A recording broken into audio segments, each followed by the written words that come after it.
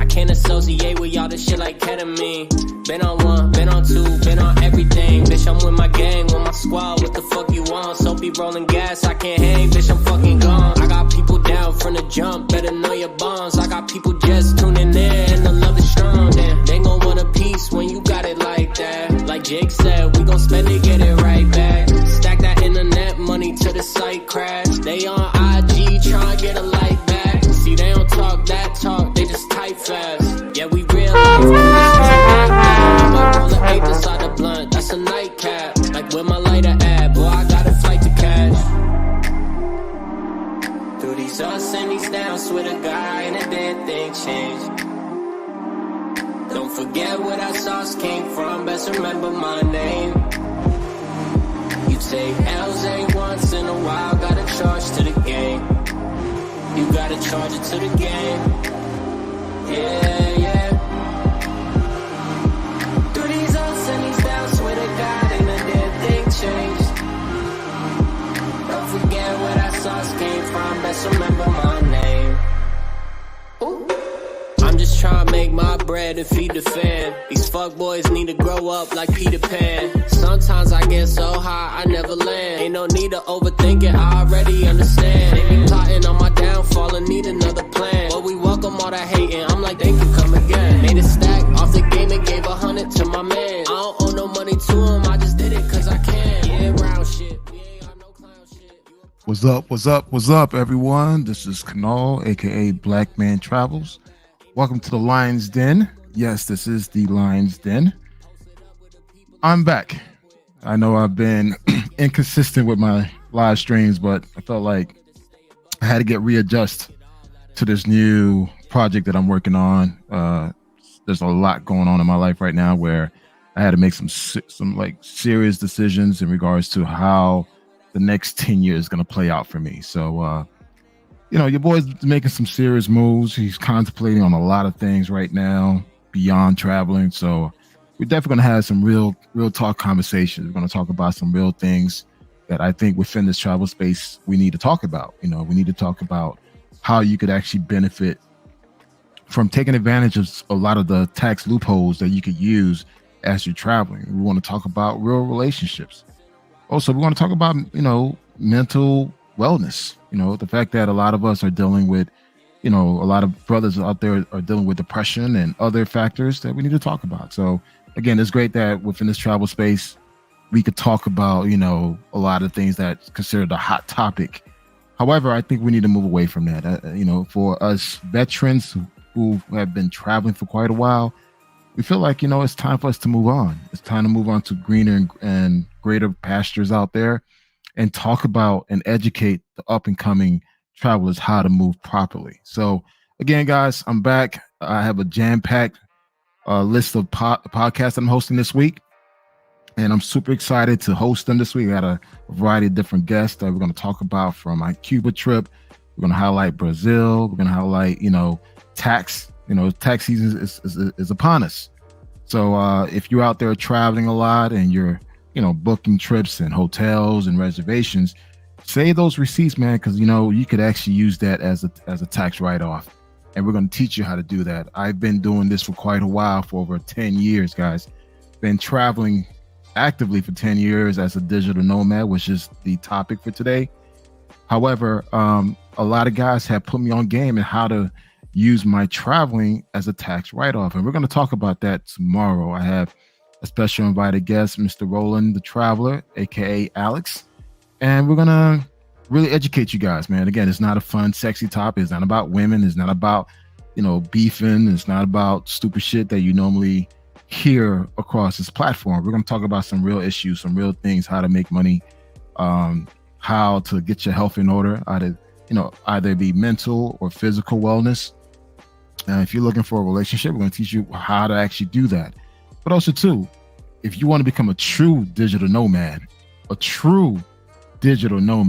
the stuff that you're hearing all over social media, like a true bona fide 6-figure digital nomad, we're going to teach you how to do that.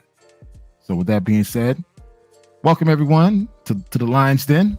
This is your boy Kanal, aka Black Man Travels, not to be confused with BMT. Much respect to that brother. He has an amazing platform out there. Guys, check him out. BMT Travels. He does a lot of stuff out there. And if you guys want to learn more about traveling to certain countries, he has a new app. Definitely check him out for it. So just want to show my respect.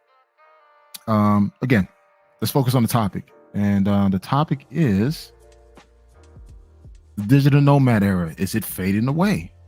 Now, one thing I've noticed that since social media within the past 3 years, of course, what led to the boom of the digital nomad was the pandemic. And this is the time where a lot of people who never worked from home had a chance to work from home. Now, granted, guys, I've been working from home back since 2006. That's where I got my first exposure working remotely. And it was an amazing experience. Granted, I wasn't traveling overseas as a so-called digital nomad. At the time, there was really not a title. This was like a unique project that I took on where I work remotely. However, I was traveling across the Midwest. I was living in Chicago at the time. I was working from home, but I was constantly on the road. So I was out in Iowa, Nebraska, Minnesota, Wisconsin, Missouri, Kansas, Texas, Oklahoma. So I was constantly traveling left and right, staying in hotels. And again, the only time I had to go to the office was probably once a month to get my report, or if there was a sales meeting that I had to attend, I'll go attend that. But really at that time, I guess I didn't know I was doing digital nomad because I was working from home. I was working remotely, but I was constantly traveling across the US. And just to FYI, guys, I did a tally of all the states that I've been to. I've been over 36 countries. 36 states. I was at the airport in Arizona, in Phoenix, Arizona, and I was like, man, I've never been to Arizona.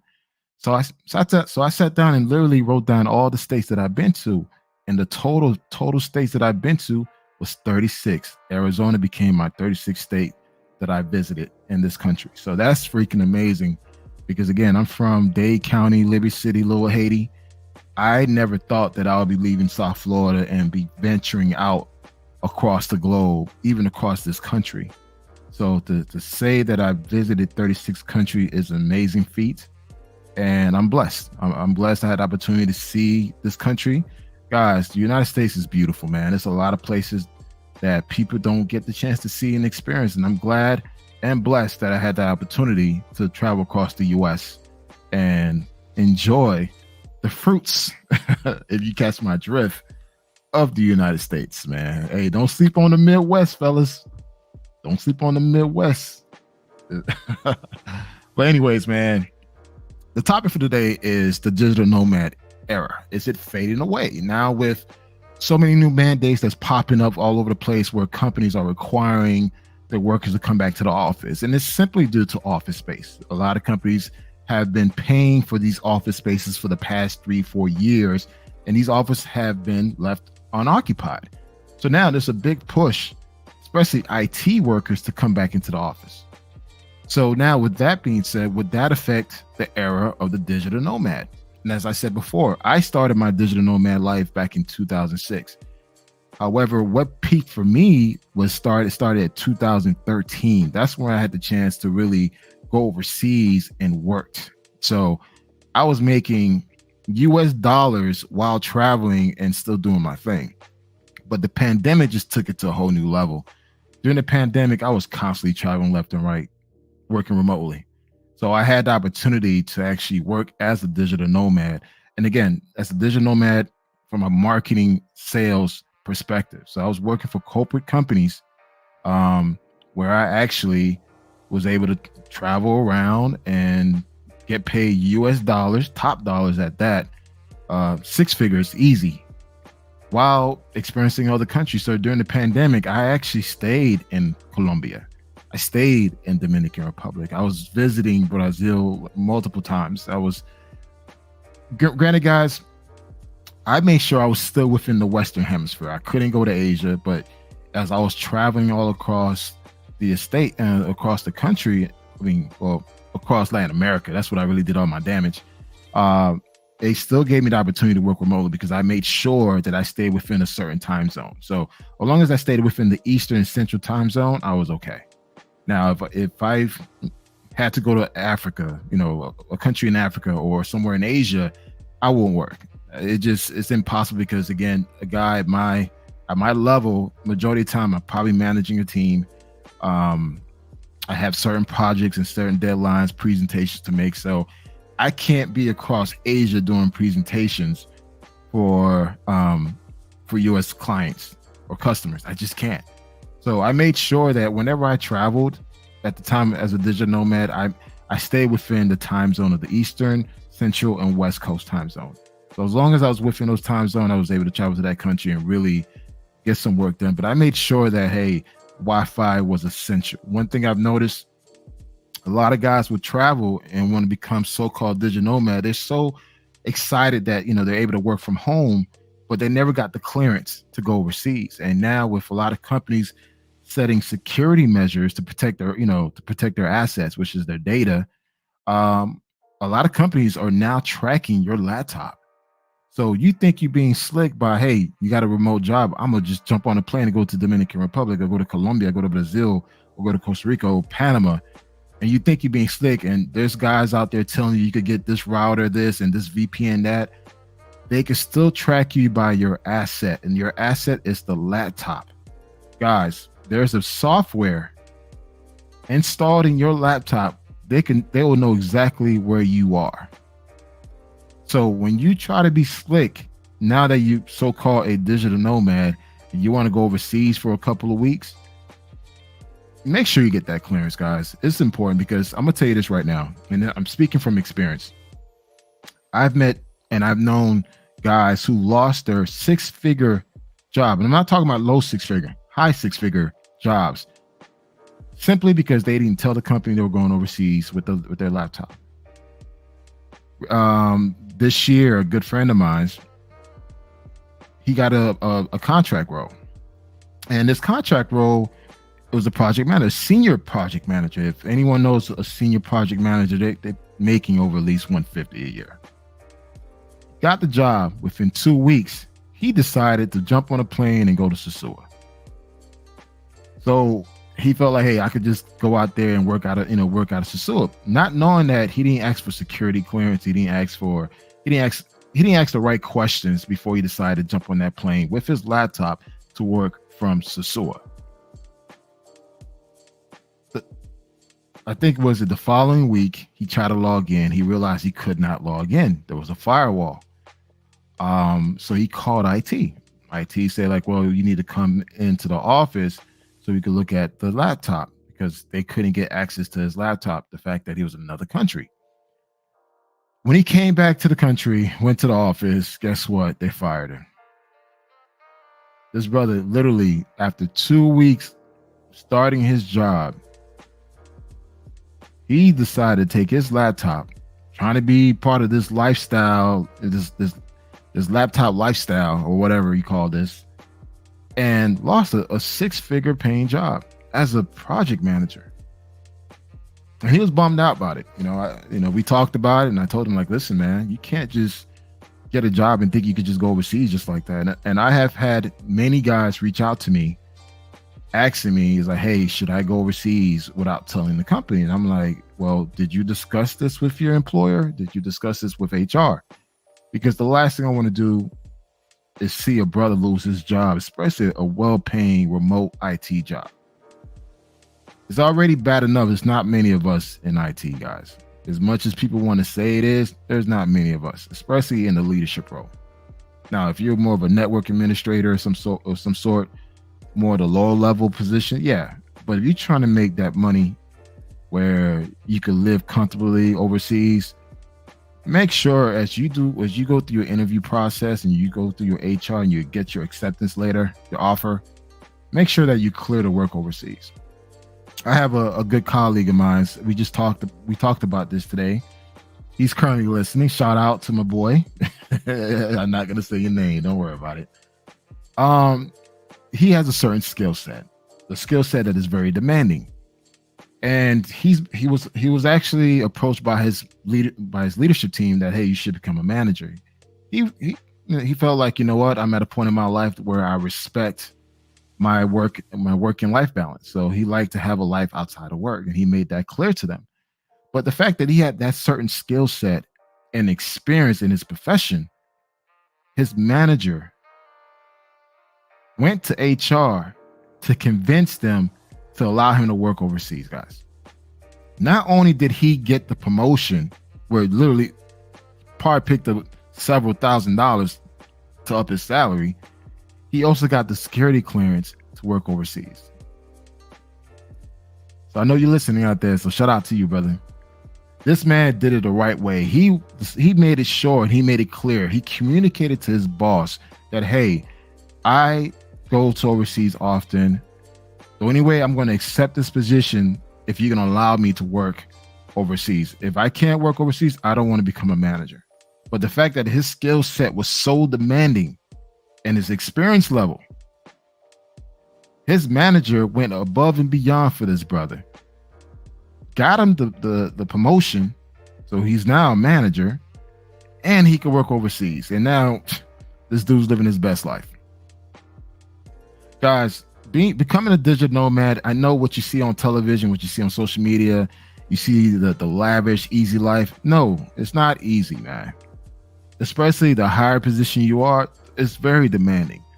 As a digital nomad, there have been times where I would not even step outside. I have to literally force myself to go outside because I'm trying to like solve an issue or present, get ready for a presentation. So when people think of this digital this digital nomad life, that you could just go overseas, work on the beach, and just answer calls, whatever. No, it doesn't work that way. You're literally working. You actually work more hours working remotely than you do in the office, because at least in the office you could check out. But as a digital nomad, you rarely get the chance to check out. Any red flag, any fire alarms, you got to address that issue depending on your position. So it's important that, if you decide to become a digital nomad, your job is your top priority. Don't believe all this hype and flashy and beautiness of social media making it seem like being a digital nomad is like everything. Yes, it could be if you know how to manage your time properly. I've been a digital nomad for a very long time. I've traveled domestic and overseas. I enjoyed it. Man, I had some amazing experiences as a digital nomad.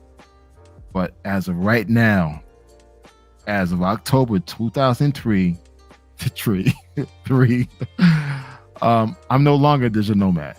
No, I decided to accept a role, a senior role, where again, I'm managing a bigger team.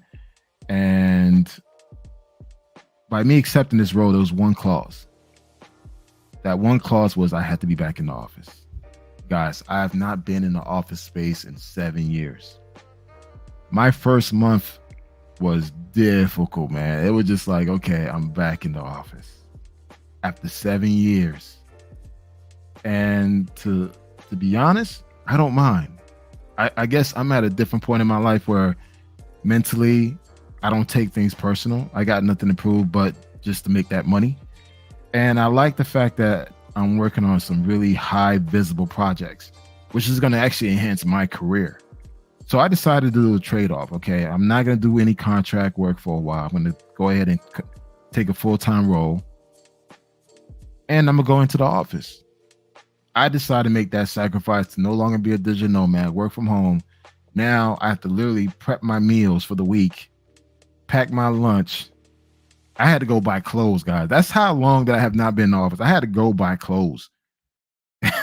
And the people who know me, dude, I'm a sweatpants, Chuck Taylor t-shirt type of guy. That's my style.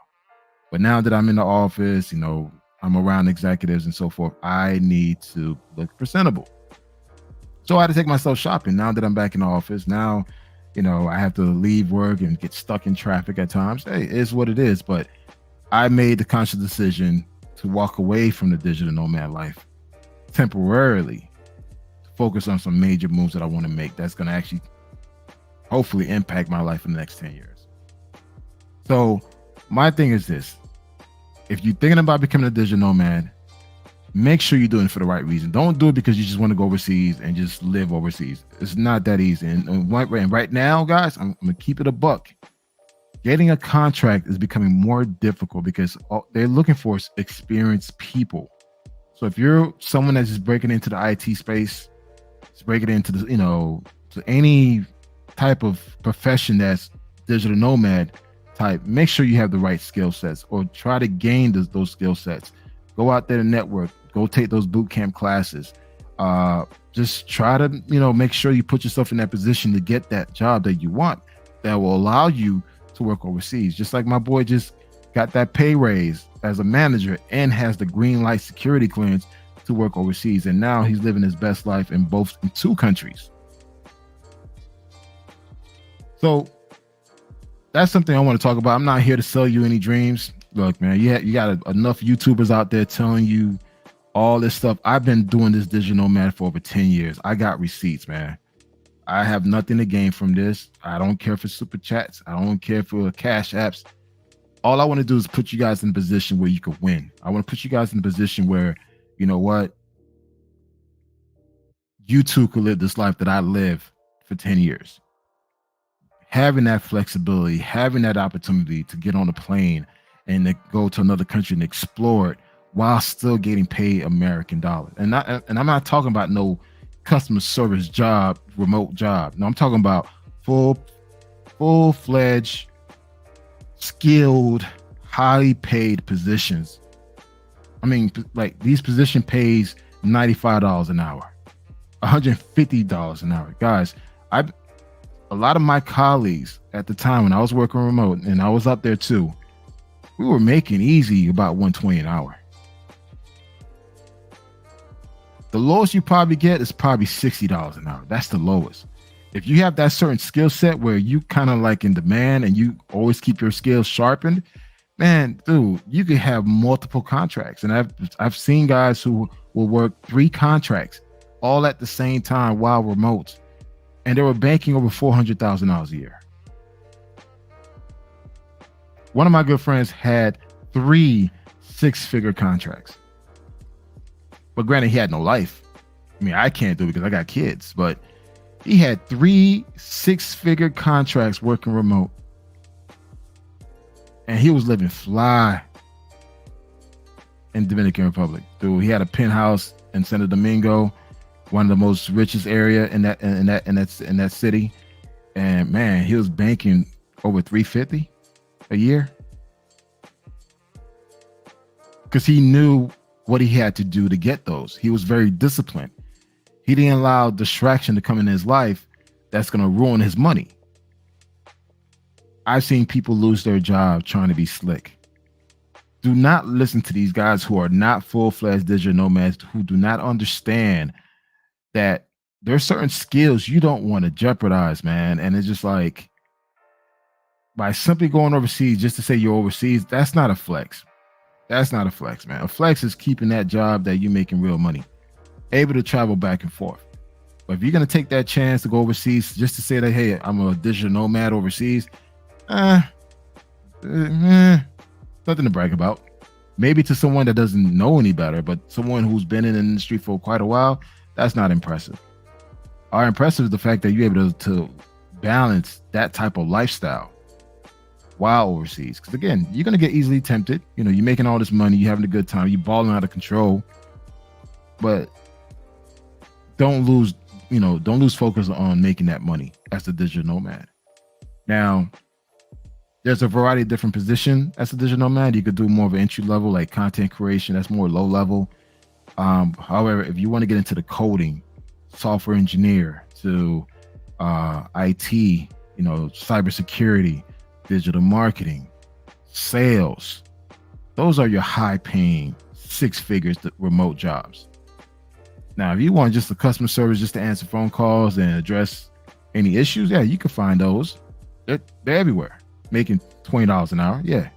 But why not just take the time, pick up a new skill set, internship a little bit, network, so you could get that 6-figure job where you are overseas in Panama, Costa Rica, Thailand, if you got the security clearance and you don't mind working at midnight just to accommodate the people who work the next day. So that's my take, man. And again, I got some stuff that I want to share with you guys about life as a digital nomad. And there is a trend that's currently happening in our country. And I'm not sure if you guys noticed it, but a lot of companies are now issuing mandates. And these mandates are telling employees to come back into the office. A lot of these companies are providing incentives for the employees to come back in the office. The era of the digital nomad is going to become slowly extinct because due to security measures and due to certain skill sets, and now with AI entering the picture, a lot of jobs have been replaced already. So if you have that low paying skill where AI could actually do your job, artificial intelligence could do your job, you're fucked. And the last thing you want to do as a digital nomad, you're somewhere across the globe, you lose your job, and you cannot find another contract. How are you going to be able to sustain yourself? So you have no choice but to come back home. So with these mandates, and I'm going to share my screen real quick.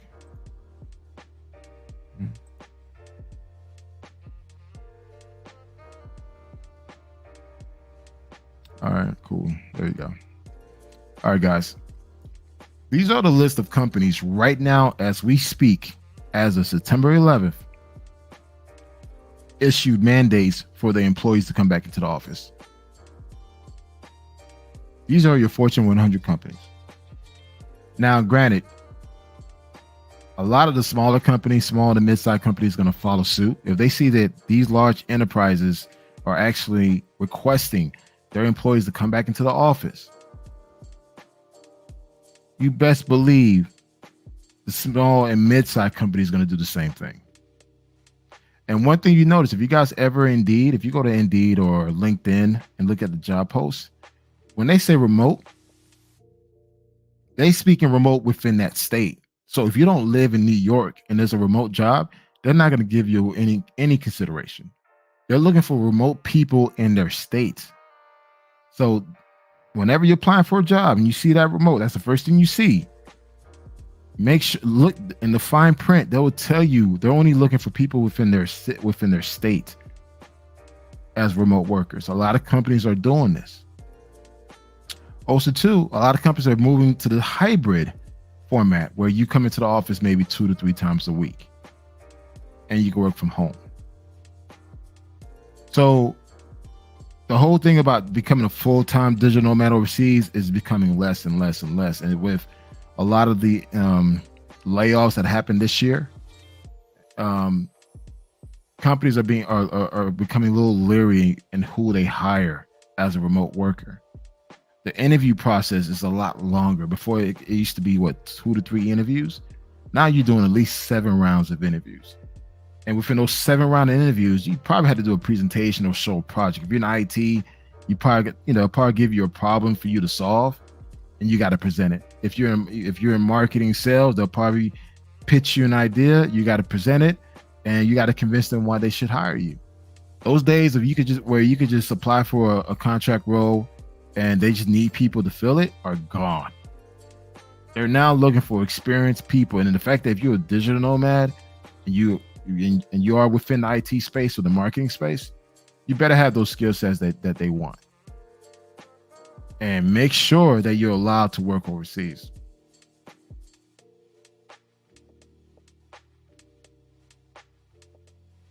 Now I'm gonna show you another slide here.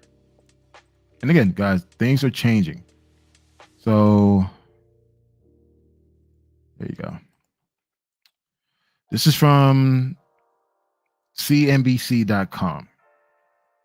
This is as of September 11, 10 a.m. Eastern. 90% of companies say that they will return to the office by the end of 2024. Guys, 90% of companies are saying that by the end of 2024, they're requesting the employees to come back to the office.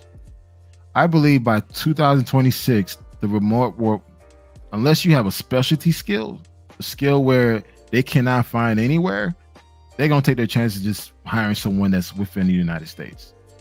I'm not sure if you guys are aware, but Canada just recently deported like thousands of Indians back to India, due to paperwork, due to what's it called, that stuff, the visa, the work visas. So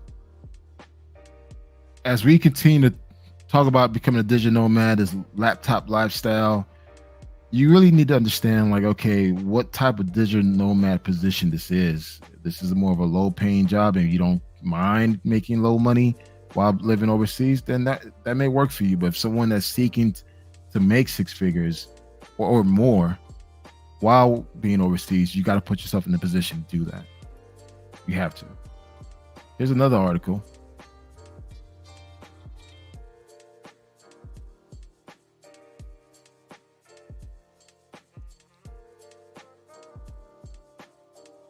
This is from the Washington Post.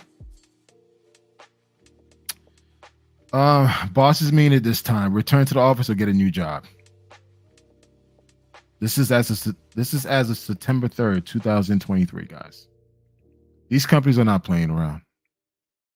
Return to the office or get a new job, because they know that they could easily replace you. And again, if your skills are not demanding, you could be replaced. And now with AI has already replaced over 6,000 jobs at IBM. So again, the question is, does digital nomad is here to stay? Because right now, based on what you're hearing all over social media, oh, you can get a remote job and just work overseas. No, you can't. A lot of companies are pulling back, requiring their employees to come back into the office. If you are working remote, you have to live within that state. Or if you are remote, you cannot leave the country with your computer. And now with today's technology, they could track wherever you are with that laptop. Here's another article. Again, guys, you guys just look it up, man, because I'm all about data. I'm all about real information. This one.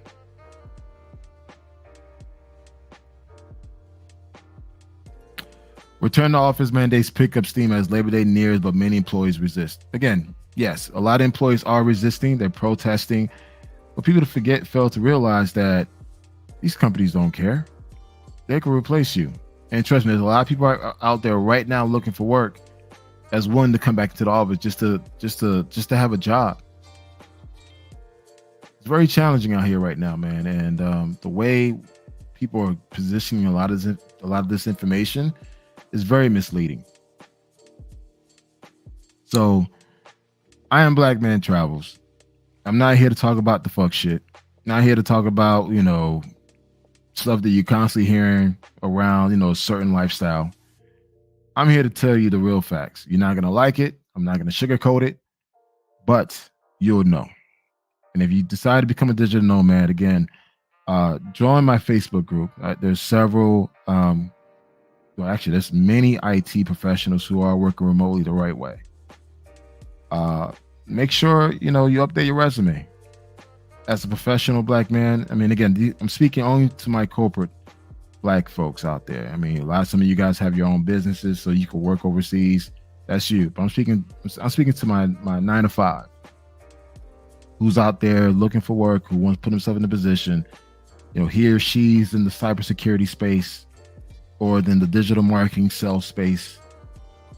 Just be mindful in how you move if you are working remotely, because again, I have known several guys who lost their jobs, and just as of recently, my boy lost his job flying to Sasua, trying to be slick. After 2 weeks being hired, they fired him. Oh wow, I got comments. I was so busy talking, I forgot to look at my comments. All right, let's see, man. Wow. All right, let's go through them real quick. Hey, what up, Roland, man? How you doing? Hey, by the way, guys, tomorrow I'm hosting another live stream. I have a live stream every day this week. Tomorrow we're going to talk about tax loopholes and how you could actually use your traveling as a tax write-off. You do not want to miss this live stream with Roland and I and a special guest. We're going to teach you how you could actually use your traveling as a tax write-off. Again, we're not talking about women. We're not talking about all the other stuff that you people tend to hear. No, we're giving you guys real information. And you don't definitely want to miss this out tomorrow. We're going to go into the details and how you can use your traveling as a tax write-off. So don't miss it tomorrow at 10 o'clock with Roland Travelers. All right. Book travel. I don't want no smoke today, man. Today's a chill day. I got a presentation tomorrow, bro. So I ain't trying to stay up late. All right, what up, bro? Jay Clyde. Jay Clyde. Jay Clyde has a mansion, a penthouse. What's good? Okay, you guys don't stop talking. Let's see. All right.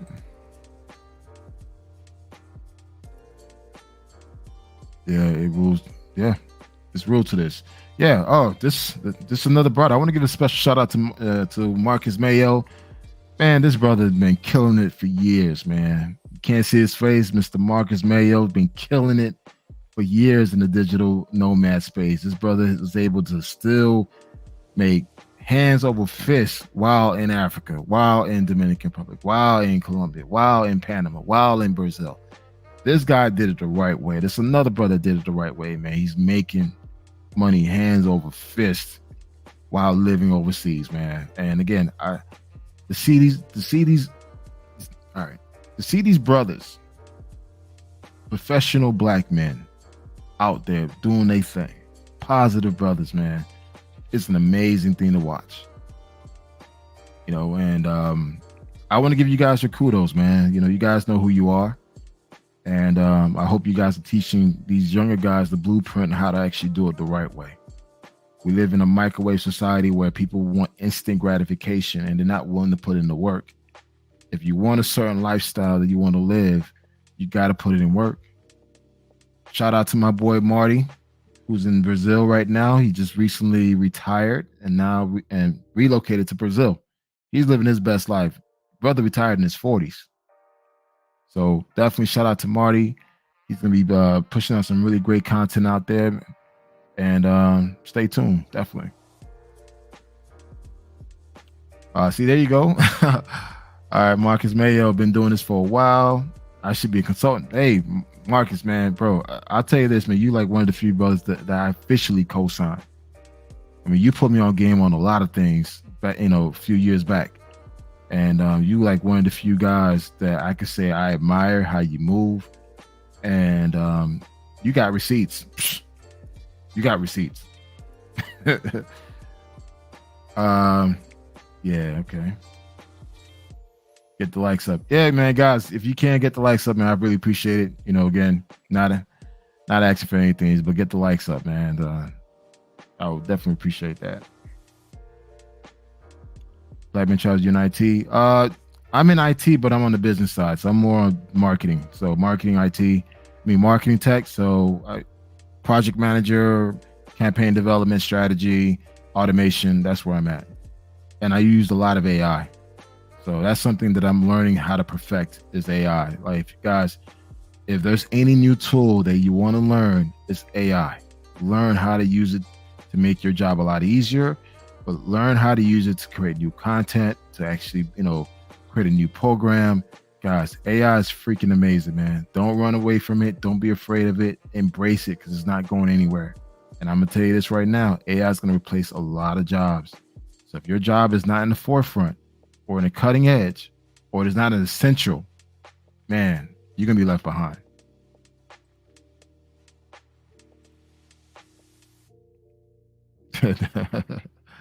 Yeah, I said, oh, man. All right, Marty. I had to work an additional 2 hours at least when I worked remotely in Colombia because the company was in Cali. Yeah. Guys, you actually work more hours as a digital nomad. People don't realize that. Because most time you're trying to compensate and you're trying to get as much things as possible. But once you learn how to manage your time properly, then okay, if I commit the next 6 hours on solely focusing on my job, you could get a lot done. And guys, if you are going to work remotely, don't have your lady friends over. Don't have them play loud music. Make sure people have their clothes on. on these live stream and these these Zoom meeting calls. I've seen a lot of craziness, man, and don't try to do two things while working, man. If you're working, you working. So make sure everybody leaves. Make sure you stay focused on at the task at hand, so you could execute.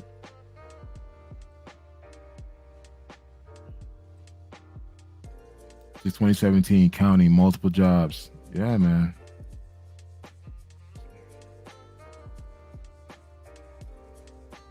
Establish yourself on a new job first before pursuing a digital nomad job. Thank you. Guys, I'm going to read this again. This is what Marty W. said. Establish yourself on a new job first before pursuing a digital nomad job. I had a young mentee. He's so anxious to go overseas. Like, he's so anxious to live overseas as a digital nomad. So he got a job. He was so anxious to go and just pack his bag and leave. I'm like, bro, you're still within your 90 days probation. Earn your stripes first before you decide to become a digital nomad. If you're a young man, don't be in a rush. Trust me, these countries are not going anywhere. Learn your skill set. Perfect your skill set. Build your resume. When you land that dream job that you always wanted, or you decide to start your own consulting company, you'll be in the right position to actually travel the right way. You trying to be slick and eager to go overseas with a company's computer where they could track you is the dumbest move you can make. So guys, establish yourself in your position, become an expert in your position, then explore the option of becoming a digital nomad. These countries are not going anywhere. These parties, these alcohol, everything is not going anywhere. Just take your time, man. I'm 45 years old. There's a lot for me to see and do out there. However, I made the conscious decision that for the next few years, I'm going to shut it down. When I mean shut it down, I'm not going to be traveling as much or as many times as I normally do. So now every country I go to will have to be a reason why I want to go there. It's either I have existing relationships out there, a new opportunity to explore, or this is a brand new country overall. That's my reason. Shout out to Solo ORD. That's my boy, my fellow Haitian. Definitely, guys, if you have not subscribed to Solo Travel ORD, make sure to check him out, man. This dude is producing crazy content on an everyday damn basis. I'm not sure how anyone that damn busy could produce that many content, but he does, man. So check him out, Solo Travel ORD, man. Great content, man.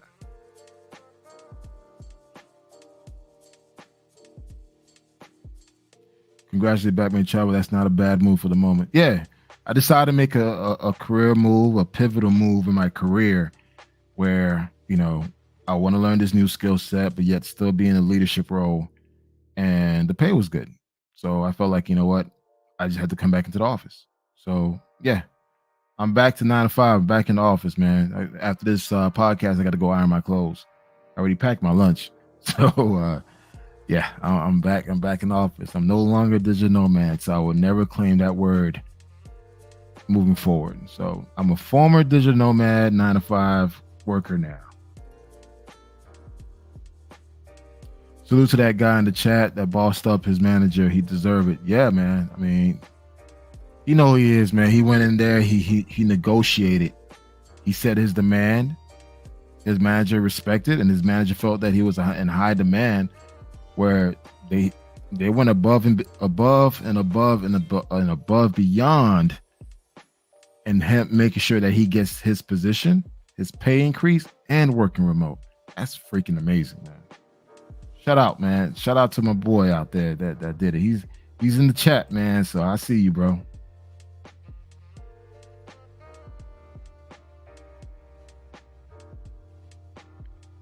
Mark Nasty, I need to call in. I got receipts. You know what? I'm gonna drop the link. You guys could join the call.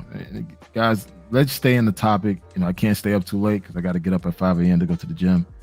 But I'm willing to open the line up for about 15 minutes. And I got to go to bed. Again, let's just try to stay on the topic. I care less what's going on outside of what's being discussed right now. Can a beginner IT even get a remote job right away? No. Look, I think, honestly, if you're just starting your career, go to the office, man. The only way you're gonna learn is being in the office. The only way you're gonna network is being in the office. The only way you're gonna know what you're doing is to be in the office. So someone that just starting their career, it is what it is, man. Take your ass back. Take your ass into the office, man. Learn the position, perfect it. In a couple of years, you can work remote, and you're making more money. My boy was picked up 3 contracts, man. He was banking.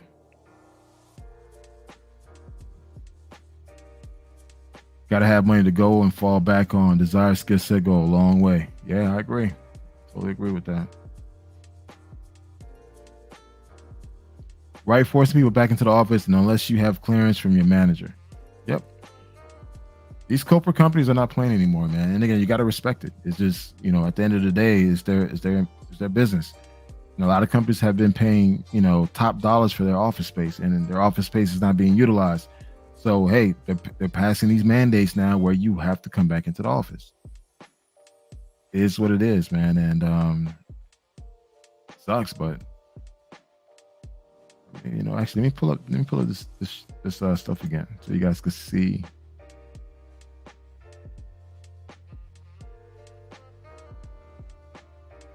Guys, these here are the companies, man. These are your Fortune 100 companies. Now imagine what the Fortune 200 to 500 is going to do. These companies are forcing mandates for the employees to come back to the office. So the days of being a digital nomad or remote work is coming to an end. Now, if you have a certain skill set, you could probably still be able to work remote or overseas, but just make sure you get the clearance to actually do that. Yeah, they want more control over their employees. I agree with that. You have to be super valuable to the company going forward. Yes, guys. And that's one thing and that's the reason why I decided to move forward and go back into the office, because I want to network. I want to put myself in a position on an executive level where I'm breaking into a new industry. So I think this is the right decision for me. And I feel like for the next 5 years, I'm going to see a big difference. But until now, hey, I'm on grind mode. I got to work. I got to put in work. I got to go into the office. It is what it is, man. But it was a fun ride. It was a fun, amazing ride to do life, to be in the life of a digital nomad and working remotely before this whole pandemic. I really enjoyed it, man. I really did. I'm glad my company went the opposite direction, made us fully remote and sold the building. Yeah, you're in a great position, J. Clyde. That's awesome. We have to stop telling dudes to stop striving for overseas. Mm-hmm. We have to stop telling dudes to stop striving for overseas phone support job. That's not it. I agree. There's a lot of content creators out there that's pushing this whole customer service, these low-paying remote jobs. Man, look, if you want that just to live overseas, that's on you. But don't shortchange yourself, man. Like, there's jobs out here that pays, and you're just being lazy not to go out and seek it because you're trying to be overseas after some cookies. So just be mindful. If you are a go-getter, you really want to put yourself in a position to win the right way, you got to put in that work, man. And just take life for what it is. To be fair, customer support jobs overseas can give you a very comfortable lifestyle depending on the location. Yeah, I mean, again, I'd rather make 6 figures than making $20 an hour. I'm sorry. It is what it is. It just don't make any sense. It just don't make any sense. Take those 3 months, 3 to 6 months, learn a new skill within the IT space, cybersecurity, whatever, digital marketing, sales. Take those 6 months, increase your pay up to $75,000 or more. Put yourself in a position where your skill is so valuable that they don't care where you are, they're going to pay you. Versus you being comfortable and satisfied with a customer support job overseas. I mean, that doesn't make any sense to me, but I don't know. Yeah, get your asses on LinkedIn. To my young professionals out there, if you do not have a LinkedIn profile, I highly recommend that you jump on LinkedIn. LinkedIn is the Facebook for professional. That's what it is.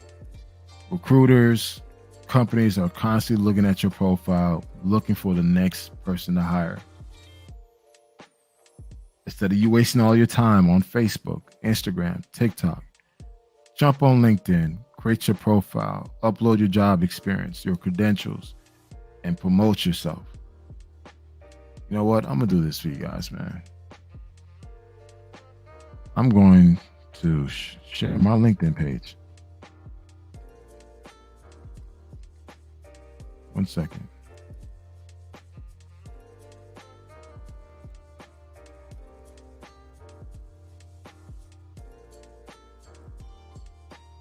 All right, guys, this is my little LinkedIn page, right? I mean, you could Google me. I don't care. People know who I am. Guys, this is my LinkedIn page. This is the Facebook for professionals. You see how I got like articles that I've posted. I even posted Black Man Travels on my LinkedIn page. You know, they like to see that you have some type of personality. These are some of my posts that I posted over some time on LinkedIn. This is my LinkedIn profile. And one thing, the good thing about LinkedIn, you can actually go to jobs. Can you guys see it? I want to make sure you guys can see it. Yeah, okay, cool. You go to job, right? And just press in, let's say demand generation, right? I could go here to remote, select as remote or a hybrid. If I want a part-time role or contract role, or if I want a full-time role, 25 miles or less, but I want remote. And there you go. This is a marketing development manager job, $90,000 to $120,000 a year. This is a remote job.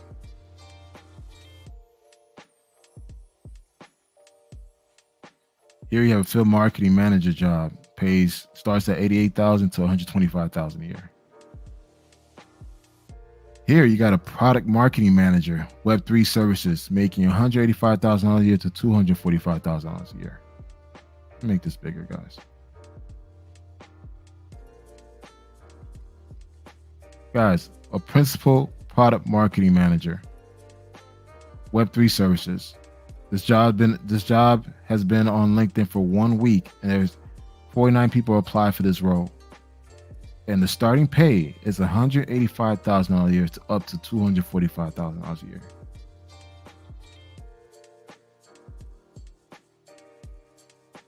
Guys, that's a lot. Look, I don't care what anybody say. This is a lot.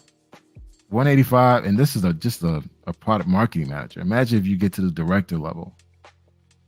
It's crazy, man. And this is a full-time mid-senior level position. Oh, and it's remote. So imagine you having a remote job making about $185,000 to up to $245,000 a year. Look at this. Director of Field Marketing. This is within my realm of things.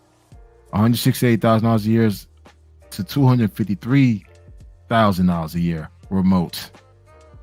This is within my realm. And again, you could easily take the customer service job while living in Colombia and be okay with that because, you know, hey, you're content with that. Or you could actually level up, put yourself in a position where you can make up to $250,000 a year, which is better. This whole thing, fantasizing living overseas, is good, but you don't want to. I don't want to be okay. I'm trying to be mindful of what I'm about to say. As an American, you don't want to live in another country where you're pretty much at a certain level.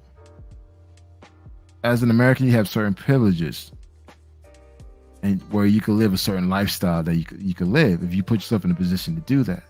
That's why I shout out to a lot of my expats out there that did it the right way.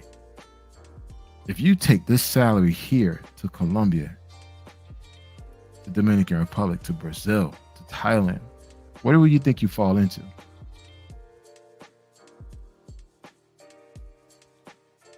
It's like people don't take that into consideration. They sell you this fantasy, this allure that working overseas, you know, and it's just like they don't tell you what their position is. They'll sell you these Indeed jobs for $75 an hour. Hey, I got a list of jobs that I could sell for $75 that give you a list of all remote jobs. And you suckers going to go out there and buy it because this person has about 10,000 subscribers or 20,000 or 30,000 subscribers. You guys going to go out and buy it versus you taking the time to jump on Indeed and look up the damn positions yourself. Look, again, I'm all for brothers traveling. I'm all for it, man. I got a website that promotes black men traveling. But at the same time, do it the right way. These countries are not going anywhere, man. They're not. And again, guys, this is LinkedIn. This is me here.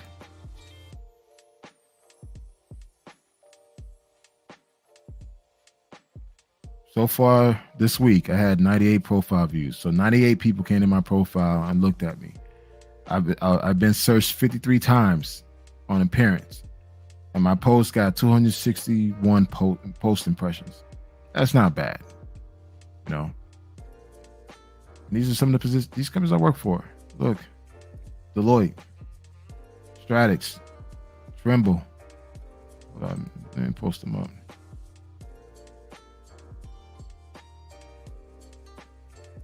Verizon. I worked at Verizon as a senior campaign manager. Tyco, Dell, Quest. Allstate. So, guys,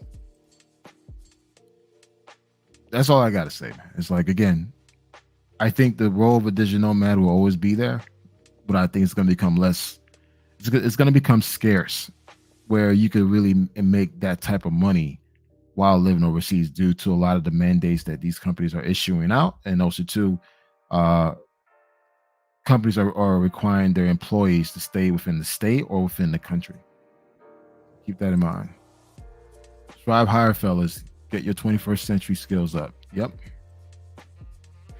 Book travel. The goal is to make your own business where you can work remote. Yeah, but the thing is, I know everybody's pushing, this whole narrative about getting your own business, but some people are not meant to have their own business. It is what it is. Some people are just meant to work a 9 to 5, and there's nothing wrong with that. Honestly, there have been studies that show that people who work 9 to 5 end up making more money than business owners if they've done it the right way. If they got the right career, got the right 401k and investments going on, they end up making more money than the actual business owner. So it really depends where you fall. I mean, owning the business doesn't work for everybody. Some people are just meant to be a 9 to 5, and there's nothing wrong with that. There's no shame in that. There's no shame. If you work a corporate job, you're an executive, you're a manager, man, be proud of that, man. I know people try to shame, he got to have his own business, his own grind. Man, look, all that shit don't matter, man. As long as you're paying your bills, you got a house over your head, your family's okay. Dude, be blessed you have a job. Be blessed you have an income, and be blessed you live in the United States where you can make something out of yourself. All this other shit, and look, don't listen to it. Oh snap! I got a damn super chat. Hey, thank you so much, man. Again, guys, I don't do it for super chats, man. What I'm doing is passing the torch. I have all this information in my head, all this experience is fitting for me just to pass it on to the next man and have him enjoy it, because where I'm trying to position myself the next 10 years, man, look, I'm trying to make money.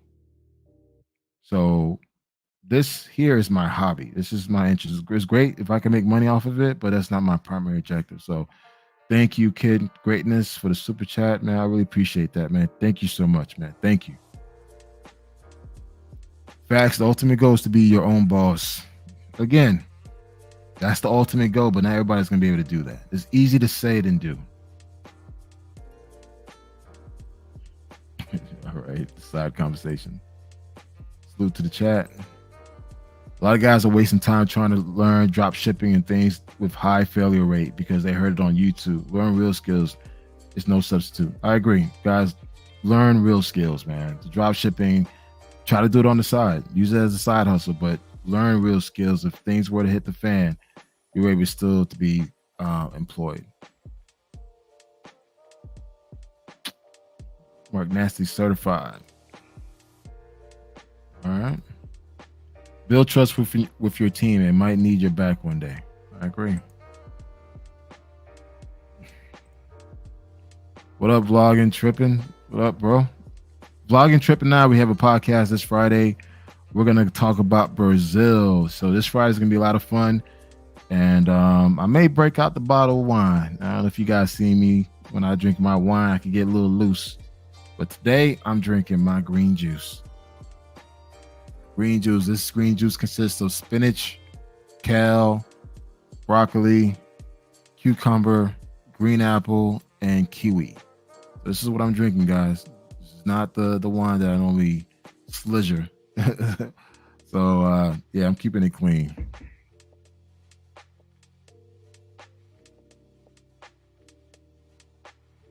All right. Any links we supposed to get started in IT? Man, look, IT is so broad. You got to look it up, bro. You know, instead of you being on TikTok, YouTube, or whatever, sit down in front of a computer or use ChatGPT to find out what are the high demanding jobs in IT and what resources to look into. That's the great thing about ChatGPT. It's an artificial tool. It will actually cut down the number of research time that you need to have by just literally providing prompts to look up certain things for you. So guys, if you're trying to find a career in IT, do use ChatGPT. Find out what career is hot, which career is demanding, what you need to do to actually get into it, then go from there. So just do that, man. What up, QB? Our company went fully remote, sold the building. Luckily, we went remote, but the facility and the maintenance associate security officer lost their jobs. Yeah. Fellas, don't get caught up in these guys asking you to pay them to teach you how to trade stock to live overseas. They're mostly scams. Get those skills. Facts. Guys, there's a lot of scams out there, man. Pay attention. Don't be so quick to throw your money at these damn courses and these boot camps. Be careful. Do your research, man. You're not in a position to waste any money. If you really want to learn, do it the right way. Research, and make sure you ask all the right questions, man. A lot of guys get caught up by the number of subscribers and all the flashy promotions of it. Look, make sure you vet that person. Make sure that this person will put you in a position to really learn and not get caught up by all the glitz and glamour.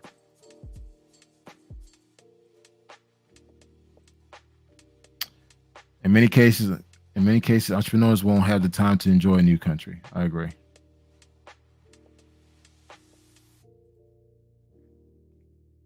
Have a glass of rum Friday and no boxing challenge. Hey, man. Hey, guys, I'm a lightweight. So this past Friday, I actually did a live podcast to Drew. Shout out to Drew out there, man, if you are listening, man. I was mixing wine and rum together. So finished a bottle of wine, but I was enjoying the conversation so much that I went and popped the rum and the mixing the stuff. Bro, I had a hangover for 4 days. So that Friday, I did the podcast.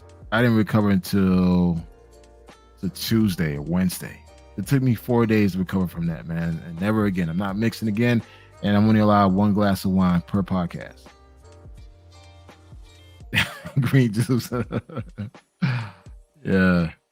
I'm drinking green smoothie, veggies, protein powder, yogurt, blueberries, and flaxseed. Yeah, man. Look. Fellas, health is wealth. Too many of us are dying overseas. Too many of us are walking through these airports in these countries obese, out of shape. They're making fun of us. They're picking on you. They're talking shit about you in these countries, guys. Health is wealth. You didn't work hard all your career to die from a stroke, die from a heart attack. So as much as you grinding at the workplace, make sure you're grinding at the gym as well, man.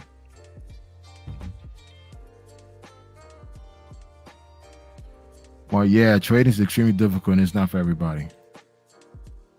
I use ChatGPT to build my resume and just got a job offer this past weekend. Congratulations, Big Mike. Yeah, man, guys, check out ChatGPT, man. Download it on your phone, download it on your desktop. Use it as a tool to learn how to research and how to actually do certain things. I use ChatGPT every single day. I use ChatGPT more than I use Google. And I've learned how to create prompts within ChatGPT, and I'm actually learning how to make my job a lot easier. So this is another skill set. If you know how to use AI to make your job easier and actually enhance your skills, learn it, guys. Again, because every new skill you pick up, that's an extra paycheck. What if a young guy like 20 years old wants to go overseas immediately but doesn't have the skills to do it? Would customer service be a good job? My son's 20 years old. I wouldn't let him do that. You could go overseas and vacation, go for 2 weeks and come back home. Your primary job in your 20s is to grind. I didn't do it the right way. I was kind of all over the place in my 20s. But to my son, my oldest son, Hunter, he's 20 years old. He travels every year to a different country with his friends. But he's still in college. So I say, man, look, learn that skill you want to get into, either be, blue collar, white collar, whatever. Perfect it, make that money, then travel once or twice a year. One thing, guys, again, there's a lot of people try to shame guys for traveling once a year. If you're only in the position to travel once a year, travel once a year. It is what it is. If you're in a position to travel once every other year, so be it. You're not living your life for them. You're living your life for you. Put yourself in a position to win. So the next 10 years, you could travel every damn month. Or you could be like my boy Marty in Brazil and become an expat, retired expat at 40 years old. So, guys, take your time, man. These countries ain't going anywhere. Big Mike, Black Man Charles, I had a scare overseas. I had to rush to the ER in Chile because my blood pressure was high. I'm getting back on my health routine. Big shout out, man, bro. I'm glad that you back in good health, man. Take your health serious, man. Every day, guys, I do 10,000 steps every day. I have to do 10,000 steps a day. I eat clean. I fast for 13 hours, and I eat a light meal. And now I'm going to bed drinking this. So when I wake up, I can use the bathroom. It is what it is, guys. Make sure you're using the bathroom, man. I'm 45 years old, and there's certain things need to slow down a little bit. So you need to turn back the clock and make sure your body is in fully optimized mode, where you could actually get rid of a lot of the waste that's in your system. So always keep that in mind. So, what time is it? It's just 11 o'clock. Yeah, kind of over, man. I could open the link up for 10 minutes if you guys want to join in. But, dude, 11:30, I got to shut it down, man. I got to get up in the morning. So, I'm dropping the link, man. You guys make sure you cam up so I can see your face before I let you in. I ain't trying to get flashed. I'll drop the link, guys. If you guys want to jump in, I'll wait. Next 5 minutes, you guys want to jump in. If not, I'm going to shut it down. Again, I got to get up in the morning. Guys, that's one thing, too, with this new position that I'm doing. I start my day at 5 a.m. At 5 a.m., go to the gym. I go to Planet Fitness, get an hour workout, rush back home, take a shower, put my clothes on, and hit the road. So being back in the office, I had to literally change my whole entire daily routine. Now I have to work out in the morning because I can't go to the gym in the evening. Going to the gym in the evening sucks because there's so many people out there just standing around. But by me working out in the morning, I see a whole different element of people, like more older, less crowded, and you're kind of pressed for time, so you're not there to waste any time. So when I walk in, I jump on the row machine for a quick 5-minute sweat, and I get straight into my workouts. And I'm noticing that throughout the entire day, I have a lot of energy, and I'm still burning due to my early morning workout. So, guys, health is wealth. Put your health, make that a top priority. And yeah. Okay, I see Marty. Hey, what's up, Marty? How you doing, man? Hey, pretty good. How are you, Cadell? I'm doing all right, man. So, what's your take on the topic, man? Well, just the importance of really getting young brothers to understand the importance of like you got to get in the office, you got to get in your new job and really establish yourself.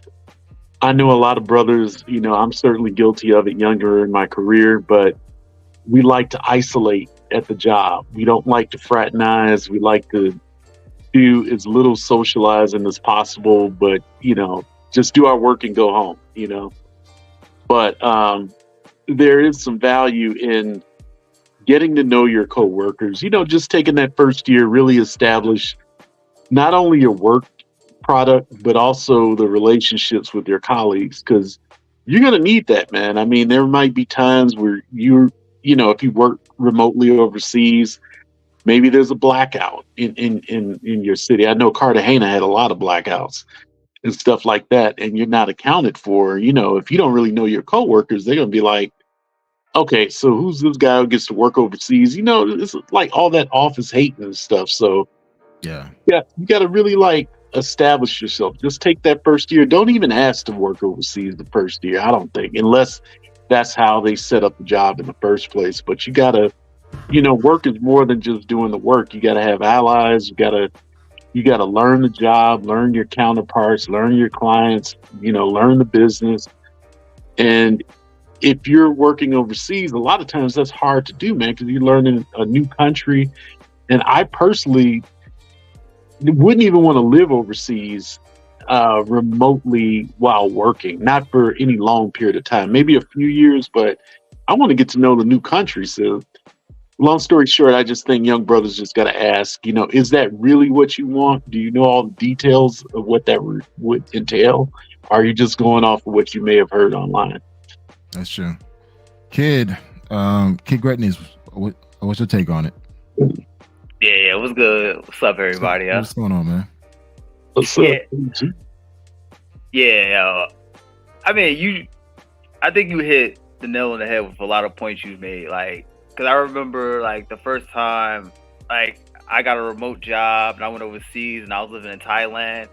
I didn't even really get to enjoy Thailand because you're so busy getting accommodated to your position.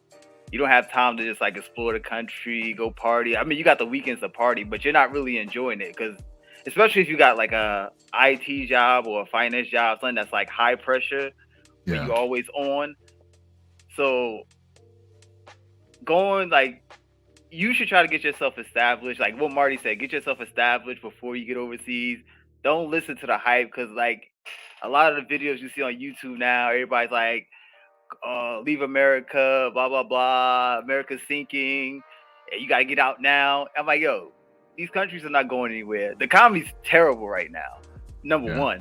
So like, if you got a job, you probably want to keep it because this is not even the worst of it yet. Because the Fed is not going to stop raising interest rates. So there's a lot of things you need to consider before you just like, oh, let me just go overseas and try to like party and chase women all day. I agree. Marcus Mayo, what's your take on it, Marcus? Pretty much, if you're doing anything digital nomad, if you're truly working, there is no partying every day, chasing women every day. That doesn't exist. I've traveled multiple continents. I've been to Thailand. I've been to Africa. I've been currently in South America. You have to adjust with the time zone. A lot of times, like in Africa, you're working second shifts to account for East Coast time.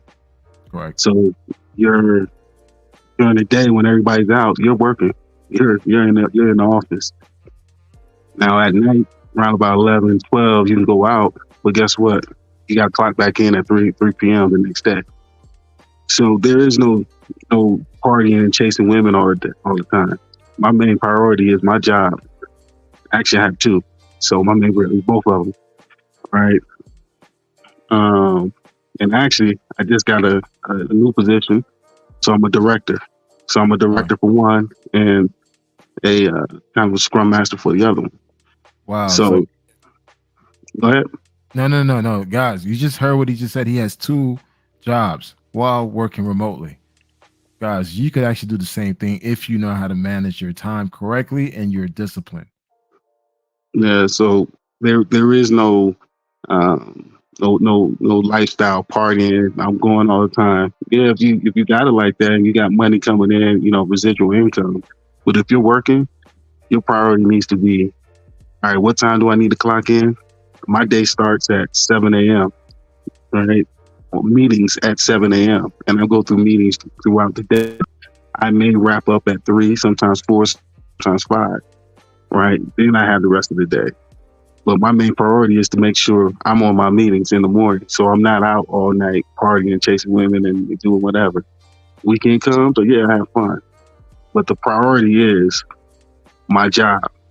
Make sure that income stays there, right? Yeah. Now, it's nice to be able to travel and country hop and make plans and do this and do that, right? But without no income, none of that happens.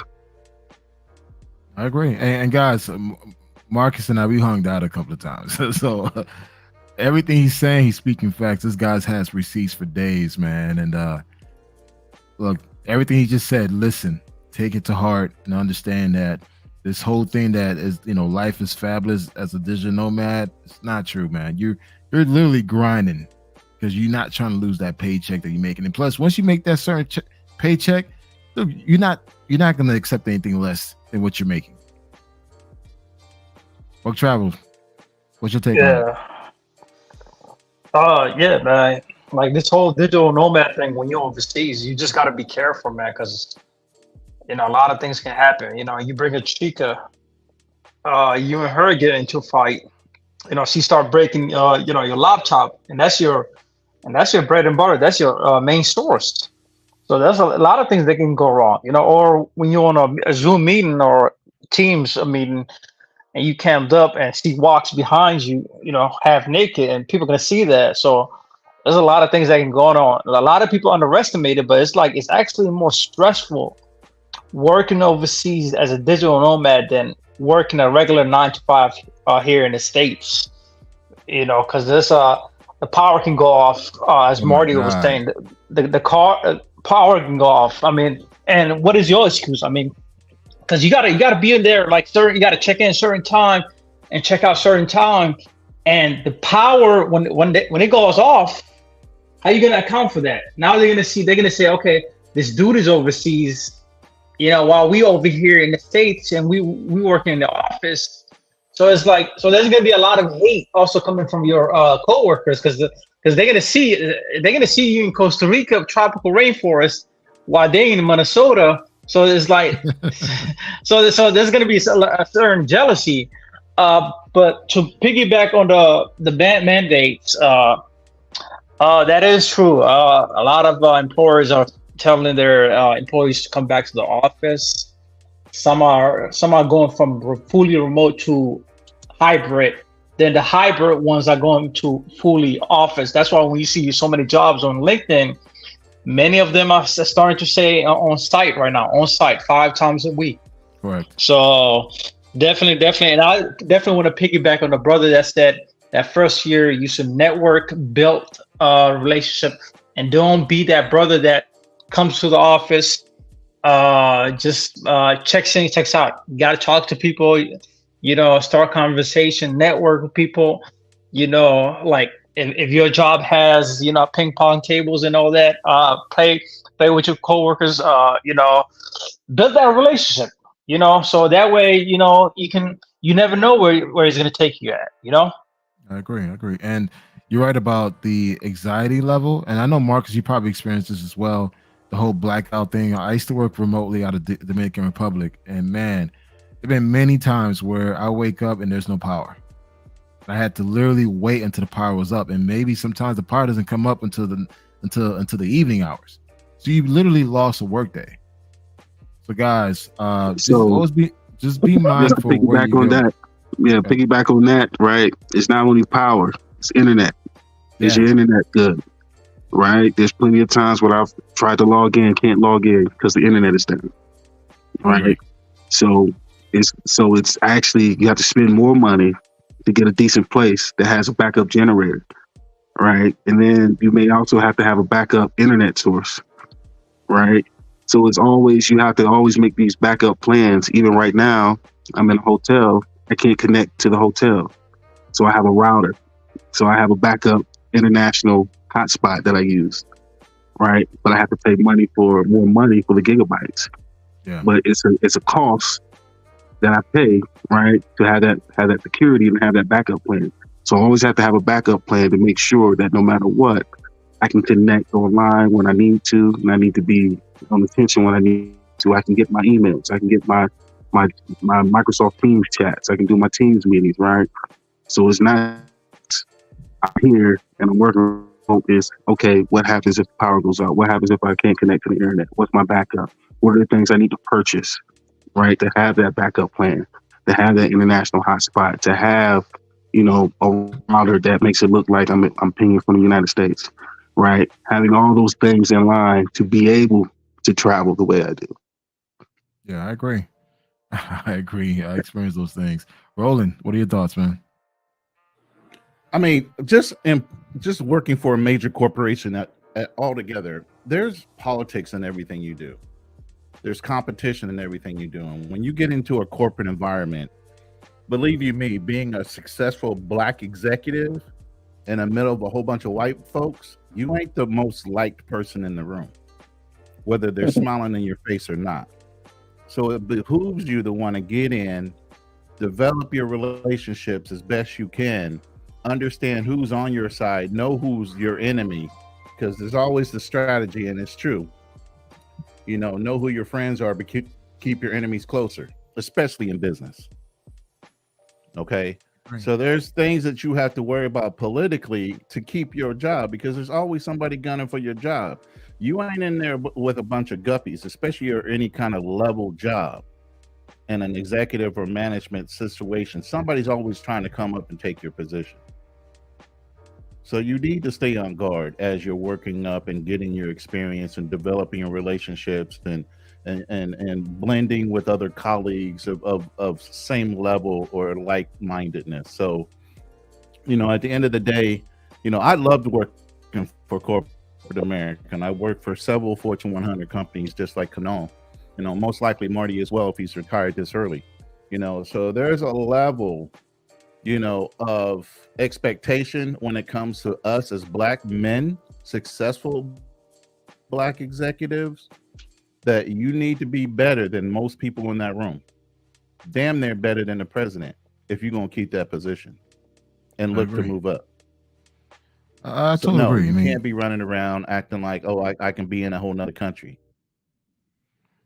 Definitely agree with that. It's to piggyback what a black man Trevor says. Definitely got to build skills, man. You can't relax. You can't be okay. I work 9 to 5 and I check out and relax for the rest of the evening. Party on the weekend. Nah, you can't do that. You gotta build your skills. So that way, just in case you get replaced, you can always apply for other jobs. But now your resume is beefed up when you were studying, doing things, getting certifications, building skills. That way, that's gonna actually it's like it helps you move to the other direction just in case something happens. Yeah, facts. I agree. Yeah, especially and I see a lot of people saying like they want to get into IT just to be remote. That's the worst thing you could ever do. Because if you get into IT and you don't like IT, you're gonna be miserable. Because the IT is like one of the hardest fields to get into because it's never ending. You always have to learn something. There's always something new. There's always like software defined networking, cloud. It's always going to be something new. It never stops. So you're always on a treadmill running. Some of us nerds like that change. Some of us like that. Yeah, that's what I'm saying. But like people come to you. Change. I don't want repetition. Repetition is going and working on a factory line. You're doing the same thing every goddamn day. I want a different challenge. I want something new that's going to keep me interested in the job every fucking day. So my mindset was I was always looking for a challenge. My background is architecture. So I was always looking for a new plan, a new design, a new this and that. Even when I went into the tech field and things like that, I was always looking for that next challenge. I don't want repetition. I want change. So yeah, if you're that mindset where you like repetition, you can get a factory job. If you want a challenge, then you need to get in something that's constantly challenging you. to make you better. Iron sharpens iron. You want And I'm that. here's the constantly thing. on the You grind. strive off of that. Go ahead. Yeah. I was Yeah, going to say, even if you are deeply entrenched and experienced in IT, you got to really research the country that you're moving to. And a lot of times there's like expat groups online and, social media for like, let's just say IT workers in Lisbon, Portugal. You kind of want to look at those stories that these people are telling, because there's a lot of things that you could be able to pick up on that might make it conducive to you having a good IT career there. Maybe the infrastructure is not good. Maybe there's just certain lifestyle things that you want to be aware of. So, do your research in the country that you want to move in, because just because you have an IT background doesn't mean that, said country is any good for you. You might have a really hard time based on a variety of factors. yeah. I'm not saying IT is like a bad thing, but I'm saying a lot of people get IT they just get IT because of the money. Like he was showing like product manager, all that, you making like 185, but like, do you know how much work you have to put into that? Do you know how much study you have to do? You're putting in 8 hours of work, then you're spending another 4 hours when you get home to study to be up to speed all the time. Like it's not gonna end. That's why I be trying to warn people. They're like, oh yeah, I could grind out, and then they burn out after the first year. Yeah, I agree. I've seen that happen many times. Guys, it's getting late for me because I got to be up at 5. So what I'm going to do a closing statement. I'm going to go around the circle. You guys do your closing statements and give any recommendations, any tips, any advice. And I'm going to give you guys each of you the floor. So, and then I'm going to close it out because I do got to get up at 5. So starting with Marty, man, what's your closing statement and advice to the crowd? So just basically, just look at those Facebook groups, expat groups or wherever you want to move to. And, if they have like a special interest thread within that group for your field of study that you want, or field of work that you want to do remotely, I would advise you to, delve deeper into that and get the real specific details before you make a move like that, because you could be as smart as you want to be in any field, but if that country, has a lot of barriers to your success or to you being successful on your job, I mean, it could wind up being worse than if you just stayed home and just grinded it out. So you have to make that evaluation for yourself. Okay.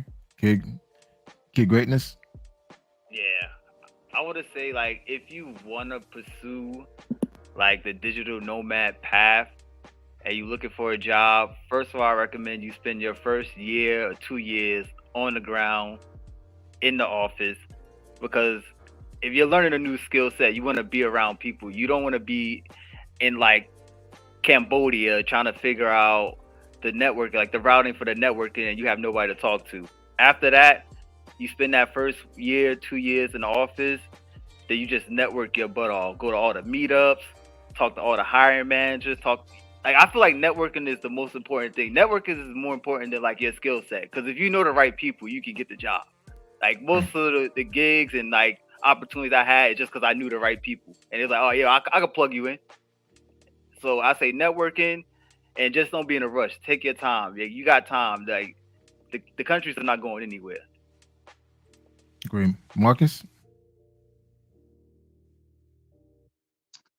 I'd say research first and foremost. Research your background, research the type of jobs that you want to do, research the jobs that are remote, research the salaries that they are, and just research. That lays you out a roadmap as to how to get the job that you're looking for, whether it is be certifications that you need to get over a certain period of time, whether it be, okay, I need to get this job, then get this job and get this job, right, and level up. But always be on your grind, always research, and always look for the easiest path of resistance. And sometimes that is creating a roadmap to certifications, right? So always be on your grind, always research, always be looking.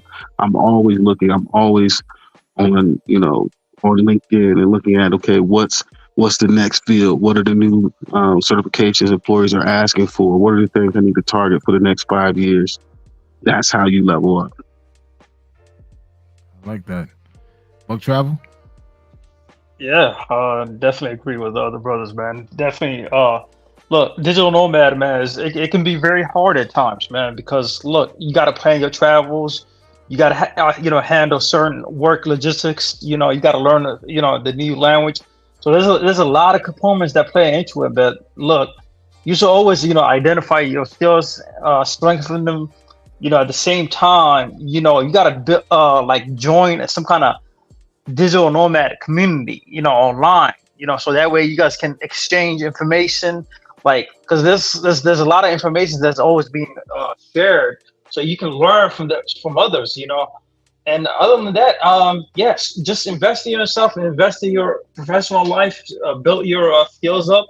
I definitely agree with Kid Greatness. You definitely don't want to get out of the water and start becoming a digital nomad. You just that first couple of years you want to be in the office and networking, build relationship, and at the same time get that hands-on experience. That way years later down the road you can become a digital nomad.